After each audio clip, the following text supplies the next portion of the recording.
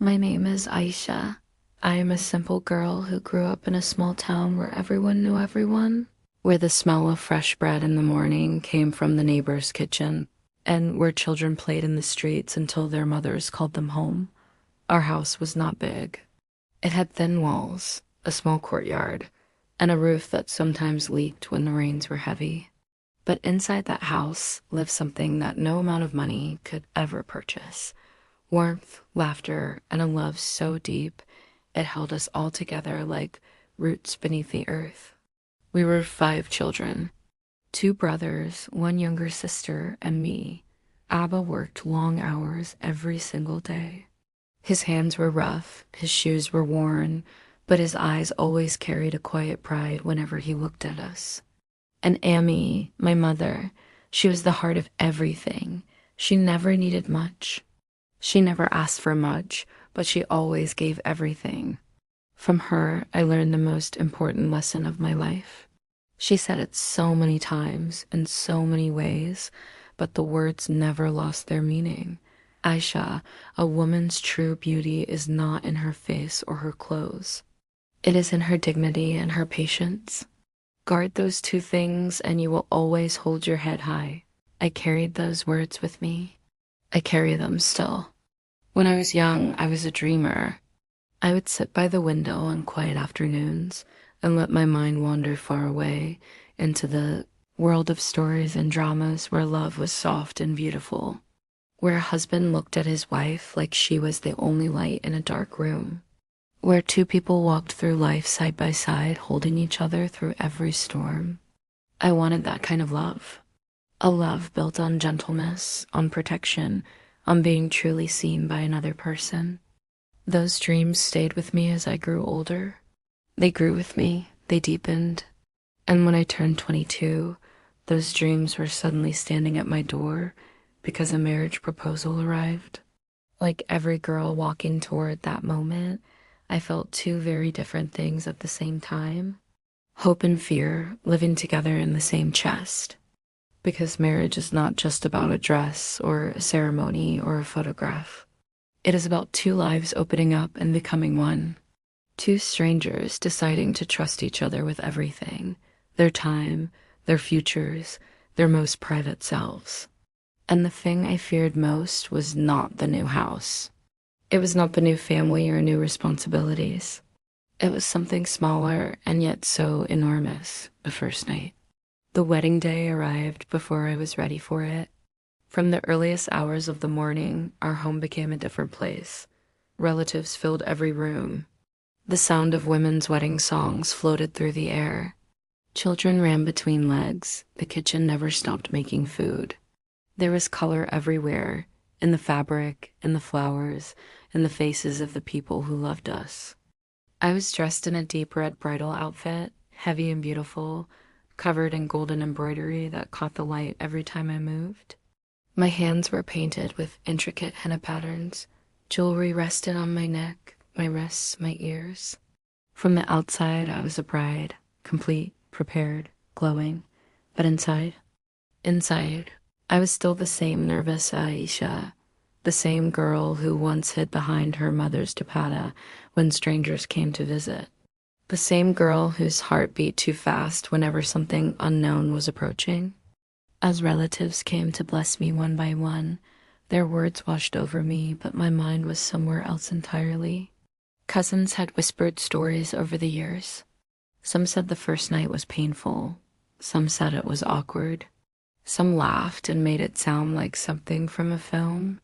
Some spoke with their eyes lowered like it was a secret too heavy to carry. But no matter what anyone said, nothing had prepared me.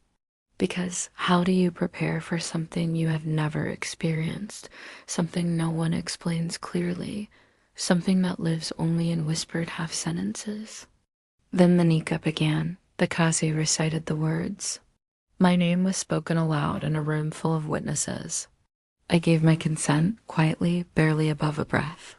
I signed the paper with fingers that trembled slightly. And in that moment, everything shifted. I was no longer the same girl I had been that morning. Abba came to me just before the Rukhsati. He cupped my face in his rough, tired hands and looked at me with eyes full of tears he was fighting hard not to shed. He kissed my forehead and whispered, "Be patient, my daughter. Be kind, and you will build something beautiful." I could not speak. My throat had closed. When the Ruxati came and I embraced my mother, something inside me cracked open. Her smell, her arms, the familiar warmth of her, it all felt like home, like safety, like childhood, and I was leaving it behind. I cried quietly in the car the entire journey to my new home. I watched the streets pass outside the window and wondered who I would become on the other side of this night. My husband's home was full of light and warmth when we arrived. Fairy lights decorated the entrance. Flowers were arranged along the walls. His mother stepped forward immediately and held me close, a genuine embrace, not just a polite one. His sisters smiled at me, warm and welcoming. Relatives blessed me with kind words and kind eyes. I was guided to the sitting room and asked to be seated. I kept my eyes mostly downward. I smiled when it was appropriate. I responded when spoken to, but my mind was already in the room I had not yet entered, the decorated room, the room where this wedding night would truly begin. When the guests finally began leaving, the house slowly grew quieter. His sisters teased me with playful smiles. "We will leave you with your prince now," and guided me down the hallway with soft laughter trailing behind them. The door opened. I stepped inside. The room was like something from a dream I had once had and then forgotten. Rose petals scattered across the bed in shades of deep red and soft pink. Candles flickered on both sides of the room, throwing a gentle golden light across everything. The scent was overwhelming. Roses, something floral, something warm. It should have been beautiful, and it was. But I was too frightened to feel the beauty of it. I sat on the edge of the bed. My hands rested in my lap, pressed together still. My head was slightly lowered. My heartbeat was so loud in my own ears that I half wondered if it could be heard from the hallway. I waited, and then the door opened again. I had imagined so many things. I had prepared myself for so many possibilities, but I had not prepared for silence, and I had not prepared for what came next. His voice, when he finally spoke, was gentle, careful, as though he was choosing every word the way you choose your steps on unfamiliar ground. I know this is not easy. I am not going to rush anything. Can we just talk first? I lifted my eyes slowly for the first time. He was looking at me and he was smiling. But it was not a confident smile. It was a nervous one. The smile of someone who is also uncertain, also hoping, also quietly afraid of saying the wrong thing. He looked less like a man who had come to claim something and more like someone who was desperately hoping not to frighten a creature that might startle and disappear. That smile, that one small, genuine, nervous smile, did more for my fear in 5 seconds than anything else could have done in 5 hours. My breathing slowed. My shoulders dropped slightly. Something in my chest loosened. He offered me a glass of water. As I reached for it, our fingers made contact, a brief, accidental touch, and warmth ran through me like a gentle current. My cheeks flushed. I dropped my eyes immediately. He laughed softly. "You really do not have to be so nervous. I promise I am not going to eat you." And I smiled, my first real smile of that entire night. Small barely there, but real. And that smile broke something open between us, some invisible wall that had been standing in the space between two strangers. He began talking, not about the night, not about expectations. He talked about himself, ordinary things, human things. He told me about his school days, about a teacher so strict that students would pretend to be sick to avoid her class. He told me about the time he broke a neighbor's window with a cricket ball and immediately blamed it on the wind. He told me about embarrassing moments and small failures and the things that made him laugh until his stomach hurt. And then, quietly, without making it into something dramatic, He said, "If I am being completely honest with you, I was more nervous to walk through that door tonight than I have been about anything in a very long time." I looked at him.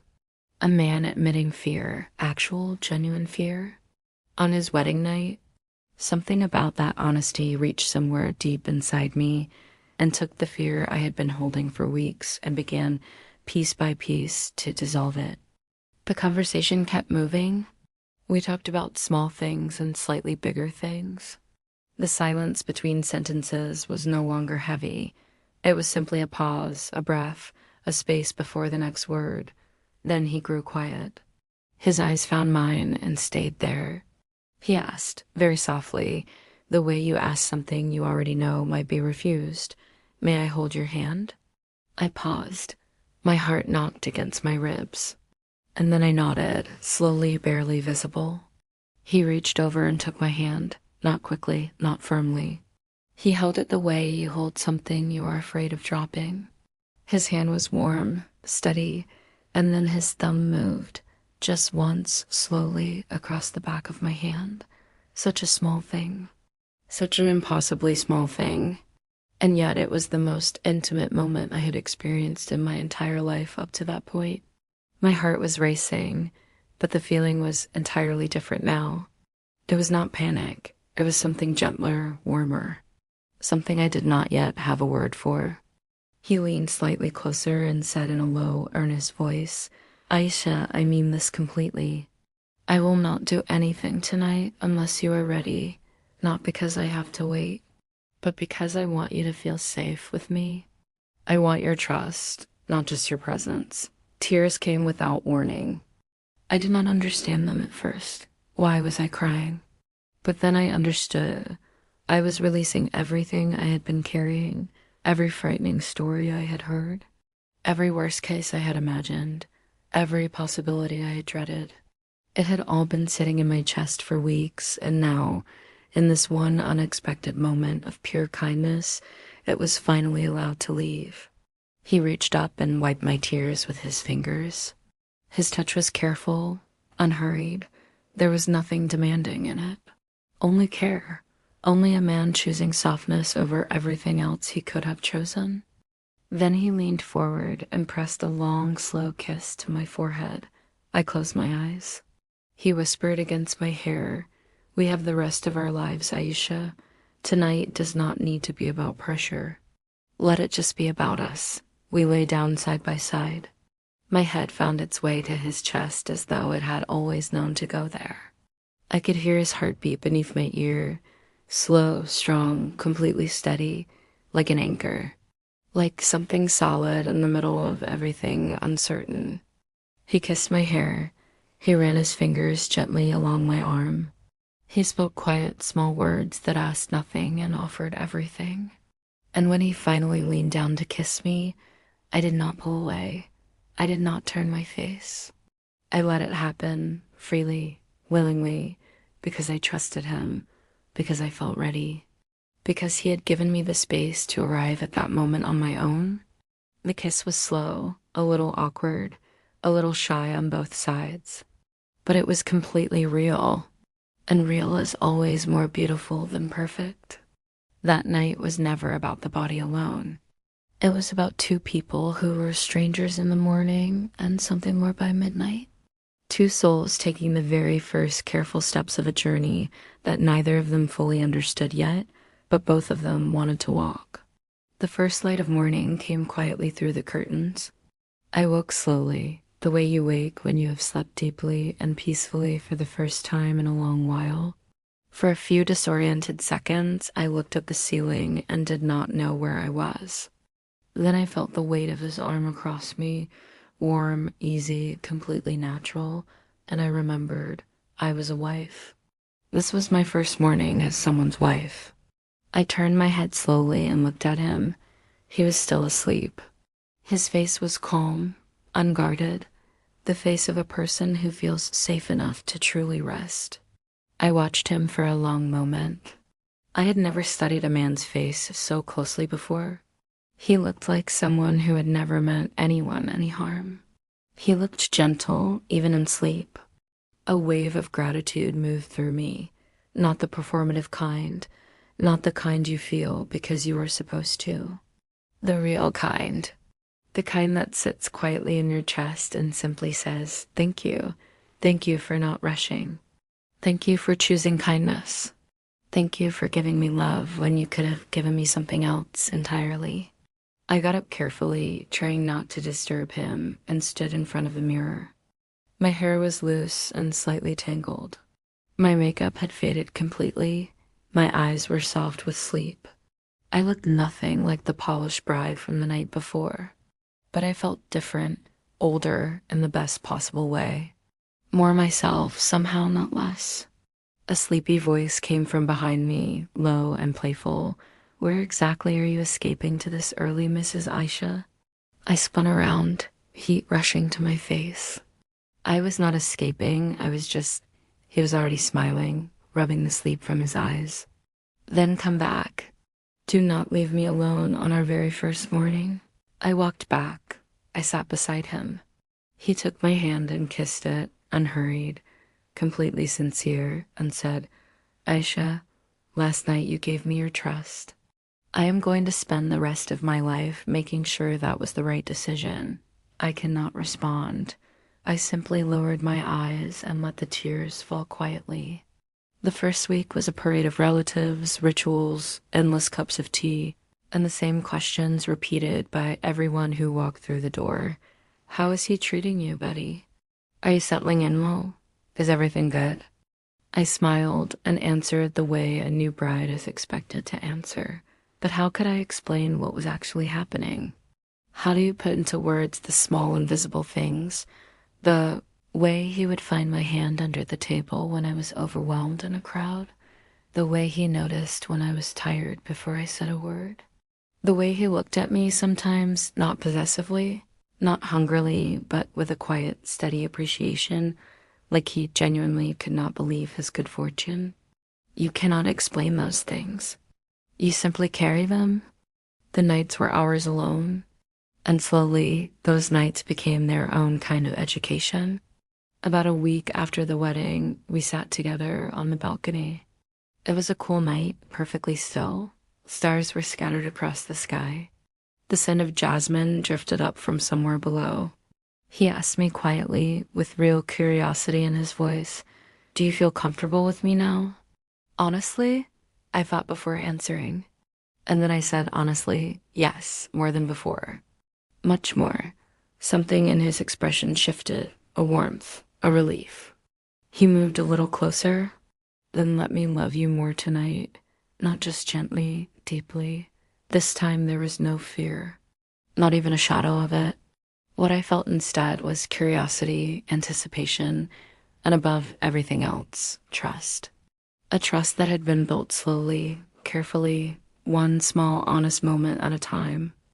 That night, our closeness grew into something new. Not rushed, not forced, not performed. Each touch was considered. Each moment was shared rather than taken. It was not simply physical. It was the feeling of two people finally learning the rhythm of each other. Of two hearts deciding freely to let the walls come down. For the first time, I truly understood what intimacy means. It is not pain. It is not shame. It is not something that happens to you. It is something you step into willingly with someone who has earned the right to stand beside you in that vulnerable space. Weeks became months, and marriage revealed itself to be far more complex and layered than any drama or story had prepared me for. There were days when the responsibilities felt overwhelming. The house, the in-laws, the adjustments, the expectations. There were evenings when I missed my mother so sharply it felt physical, like a bruise somewhere beneath my ribs. There were nights when I cried quietly into my pillow, certain I was doing it privately. I was not always as private as I thought. One night he reached over in the dark and said simply, "Aisha, you cried tonight." "I am fine," I said immediately. The automatic answer. He sat up. He turned toward me. And he said, with complete seriousness, no frustration, only gentleness, "Please do not hide your tears from me. I am your home now." That means the sadness belongs here too, not just the smiles. Let me carry some of it with you. I broke in that moment completely, because that is what real marriage is. Not the performance of happiness, not the pretending. It is two people deciding to be honest with each other, even in the difficult moments, especially in the difficult moments. One evening, after many months, I finally told him the truth I had been carrying. I was so frightened on our first night, I said. I had convinced myself that you would not care about how I felt, that what I wanted would not matter. He was quiet for a moment.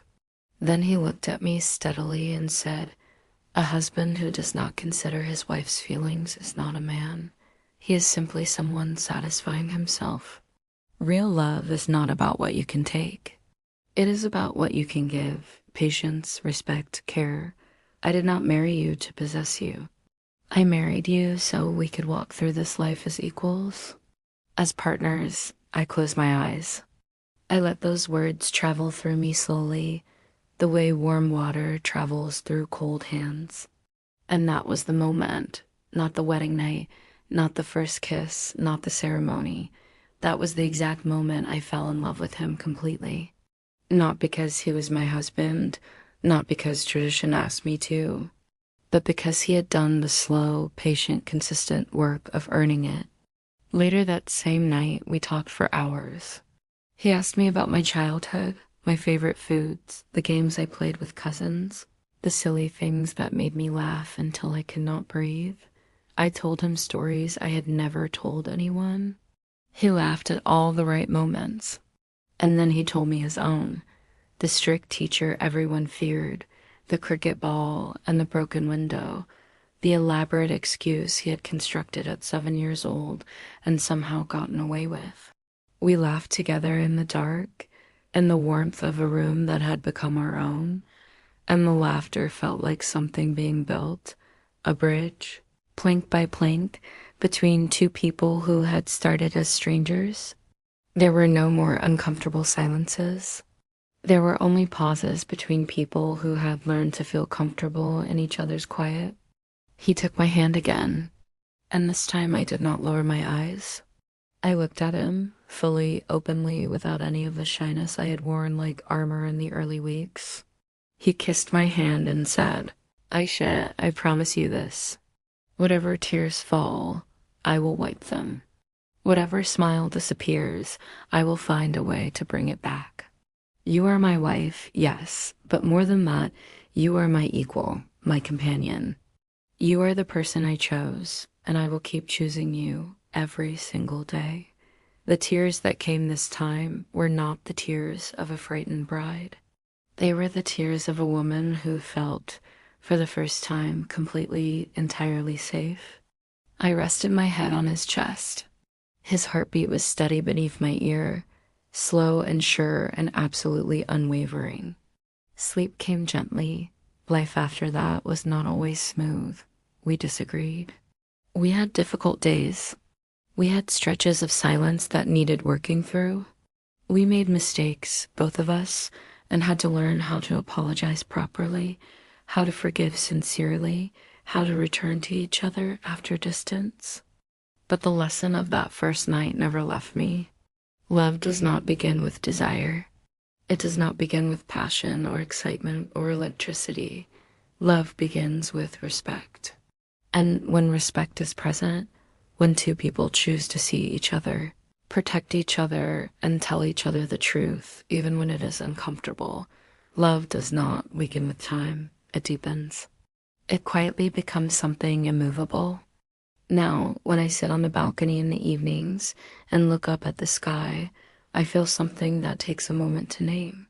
It is gratitude, deep, quiet, sincere gratitude. My first night could have been a story of fear, of pressure, of a young woman who felt she had no choice and no voice. That happens. It happens too often, and those women carry that weight for years. But my story became something else. It became the most beautiful memory I hold. Because on that night, I found not just a husband, I found a friend, a partner. Someone who looked at a frightened young woman sitting on the edge of a decorated bed and thought, Let me make her feel safe before I make her feel anything else. To every young woman listening, wherever you are, whatever your situation, your first night, your marriage, your love, it should never be about fear. It should be about trust. Two people who are both willing to listen, both willing to wait, both willing to prioritize the other person's comfort above their own impatience. You deserve that, not as a gift, as a right. And to every man, to every husband, every future husband, every son who will one day make promises to another family, be the reason she feels safe, not the reason she is frightened. Be the kind of man she is proud to stand beside, not because she has no choice, but because you have genuinely earned her respect. Because love that is forced is not love at all, but love that is freely given, love that a woman offers you from a place of complete trust and genuine feeling. That is something no amount of force could ever produce. That is the only kind of love worth having. And if you are lucky enough to receive it, protect it every single day. Like it is the most precious thing you have ever been handed. Because it is.